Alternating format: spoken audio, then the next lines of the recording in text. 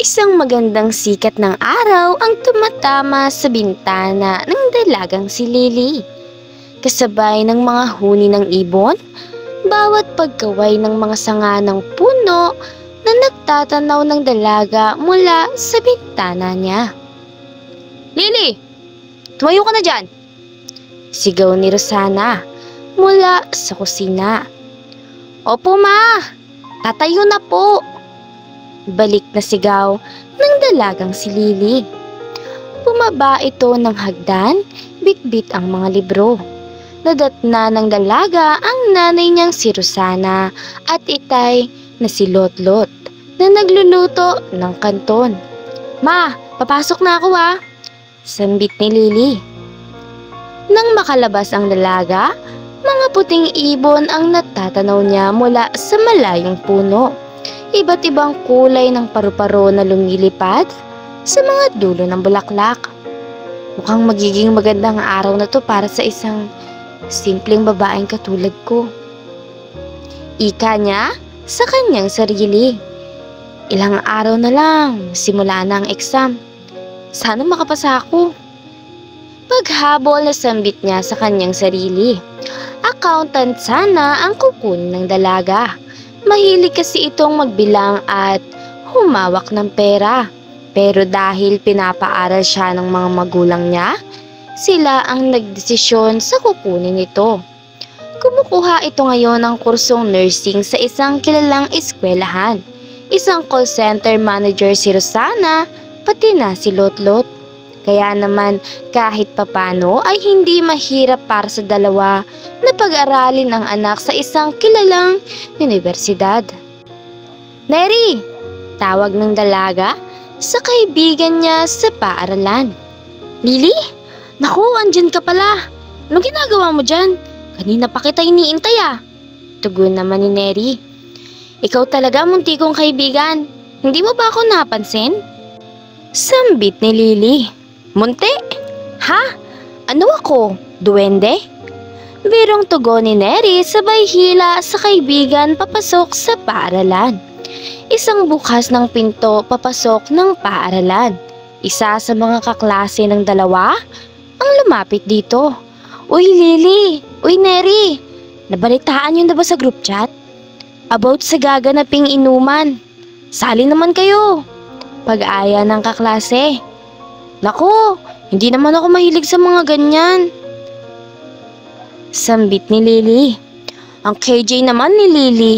"Sige na, minsan lang naman eh." Pag-aaya ulit nito sa kaibigan. "Sige na friend, minsan lang naman eh. Subukan lang natin."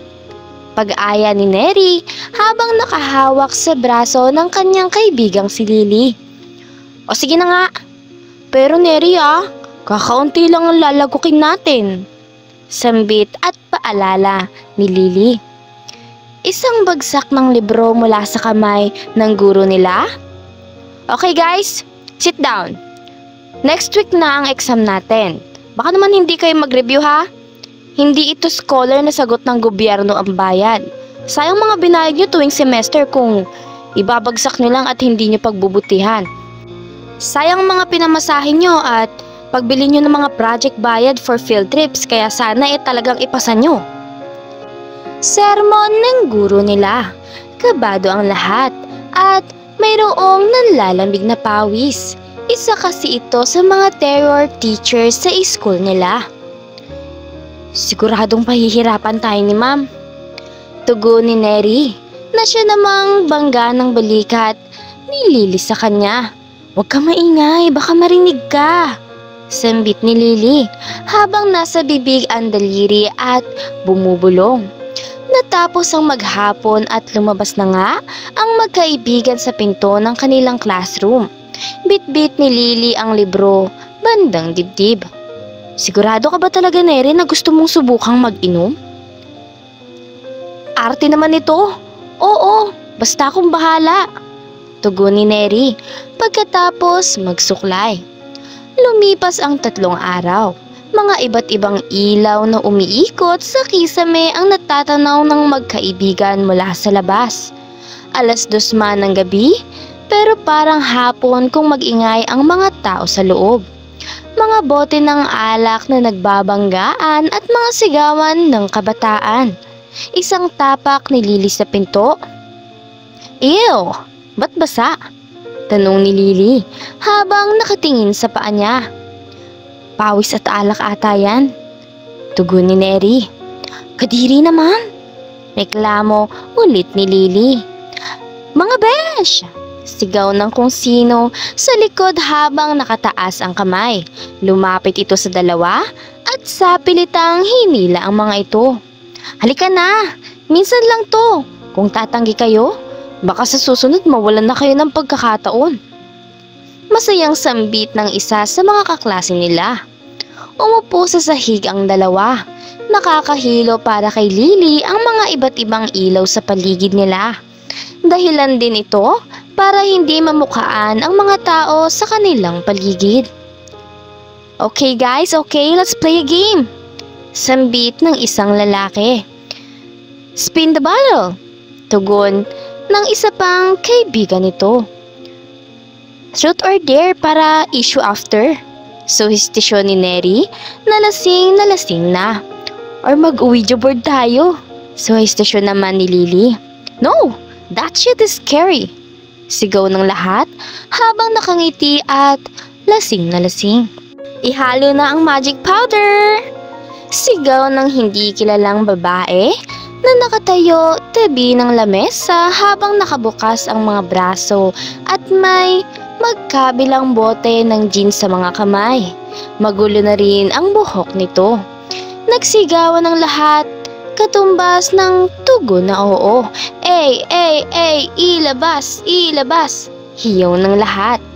Nilabas ng babae ang mga maliliit na plastik na may lamang mga...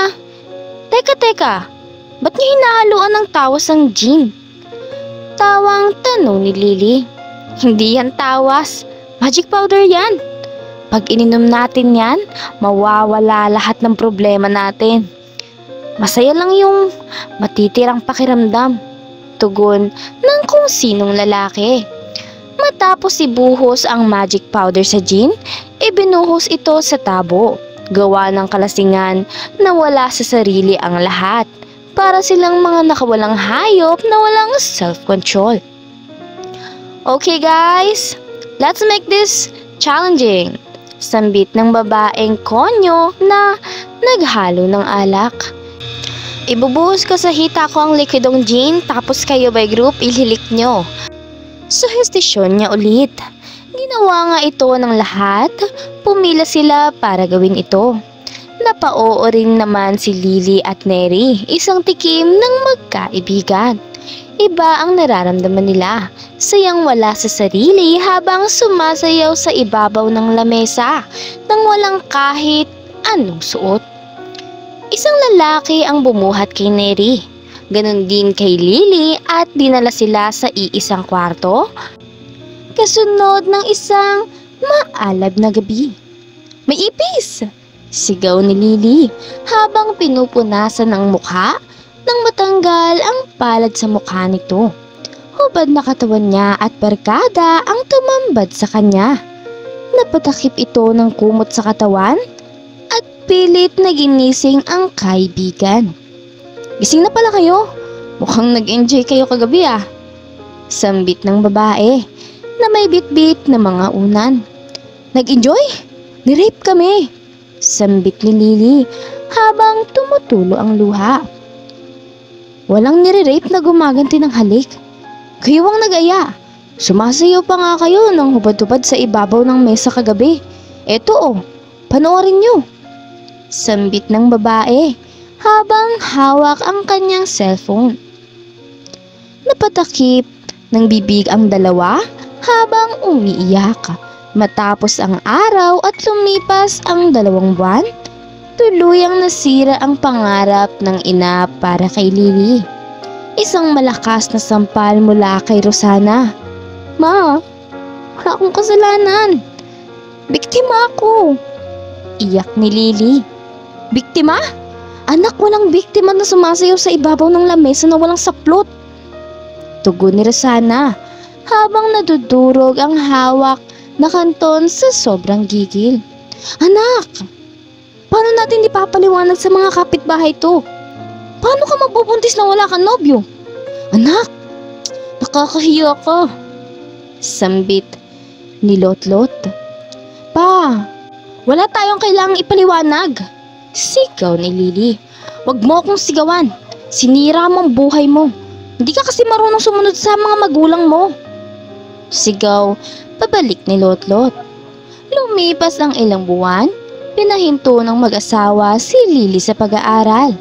Dahilan na rin ang madalas na pagkahilo nito at pagsusuka. Hindi nakakalabas ang batang ina. Nilalait kasi ito ng ilang mga kakilala at kapitbahay dahil sa maagang pagbubuntis nito nang walang asawa. Natapos ang 9 na buwan at nanganak din ito. Mga luha ang pumatak sa mata ni Lily habang nasa bisig ang kanyang sariling anak. Alec. Alec ang ipapangalan ko sa'yo.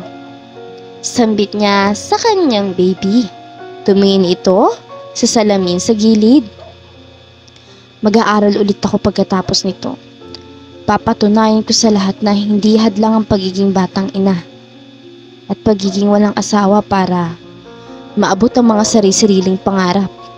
Sambit nito habang nakatitig sa kanyang sarili sa harap ng salamin. Dala ang bigat ng panlalait ng kapitbahay, panlalait ng mga dating kaklase na mababa na ang tingin sa kanya ng dahil lamang sa pagiging batang ina nito. Ilang buwan nang lumipas at nag-aral ulit ito. Pero hindi na sa kursong gusto ng kanyang ina at ama, kundi sa kursong sariling sigaw ng puso niya. Isang tapak ng paa sa hagdan patungo sa paaralan para magsimulang muli.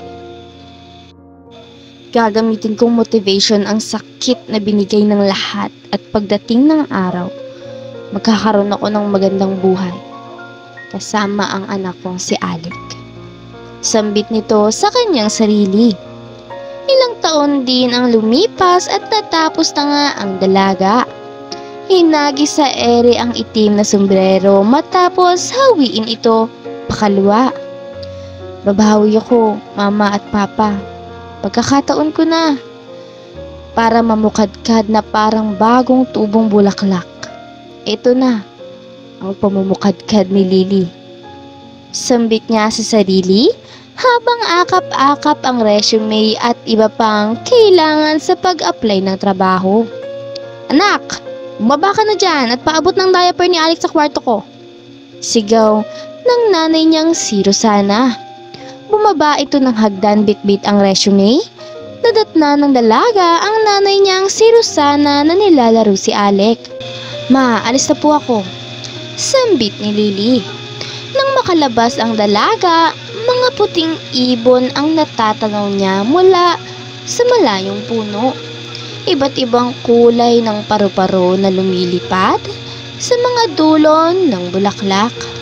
Mukhang magiging maganda ang araw na to para sa single parent na katulad ko. Maraming salamat sa panonood mga kakwentuhan. Huwag kakalimutang mag-subscribe at pindutin ang notification bell para lagi kayong updated sa ating mga bagong istoryang mapupulutan ng aral at inspirasyon sa buhay. Hanggang sa susunod nating istorya mga kakwentuhan.